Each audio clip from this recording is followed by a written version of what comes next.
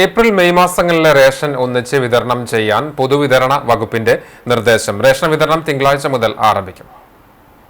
സംസ്ഥാനത്ത് April May മാസങ്ങളിലെ ration വിഹിതം ഗുണഭോക്താക്കൾക്ക് ഒരുമിച്ച് നൽകാൻ സർക്കാർ തീരുമാനിച്ചു. ഏപ്രിൽ 4 മുതൽ വിതരണം ആരംഭിക്കും. 3 മാസത്തെ വിഹിതം ഒരുമിച്ച് നൽകാനായിരുന്നു കേന്ദ്ര നിർദ്ദേശമെങ്കിലും റേഷൻ കടകളിൽ ഭക്ഷ്യധാന്യങ്ങൾ സൂക്ഷിക്കാനുള്ള സ്ഥലപരിമിതി കണക്കിലെടുത്താണ് 2 മാസമായി ചുരുക്കിയത്. ഏപ്രിൽ വിഹിതത്തോടൊപ്പം മെയ് വിഹിതം ഏപ്രിൽ 4 മുതൽ മെയ് 30 വരെ വാങ്ങാം. ജൂണിലെ വിഹിതം സ്റ്റോക്ക് ലഭ്യമാകുന്ന മുറയ്ക്ക് നേരത്തെ വിതരണം ചെയ്യുന്നത് പരിഗണനയിലാണ്. പശ്ചിമേഷ്യയിലെ യുദ്ധസാഹചര്യത്തിൽ ഇന്ധന ലഭ്യത കുറഞ്ഞാൽ ഭക്ഷ്യക്ഷാമം ഉണ്ടാകാതിരിക്കാനുള്ള മുൻകരുതലായാണ് സർക്കാർ നടപടി.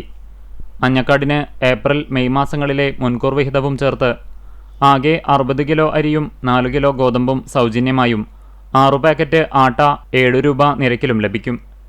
പിങ്ക് കാർഡുള്ളവർക്ക് ഏപ്രിൽ വിഹിതവും മെയ്യിലെ മുൻകൂർ വിഹിതവും ചേർത്ത് ഓരോ അംഗത്തിനും 8 കിലോ അരിയും 2 കിലോ ഗോതമ്പും സൗജന്യമായി ലഭിക്കും. നീല കാർഡിന് ഏപ്രിൽ വിഹിതവും മെയ്യിലെ മുൻകൂർ വിഹിതവും ചേർത്ത് ഓരോ അംഗത്തിനും 4 കിലോ അരി വീതം കിലോയ്ക്ക് 4 രൂപ നിരക്കിൽ ലഭിക്കും.